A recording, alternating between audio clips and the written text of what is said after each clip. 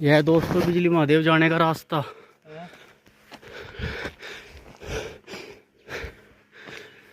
ओह,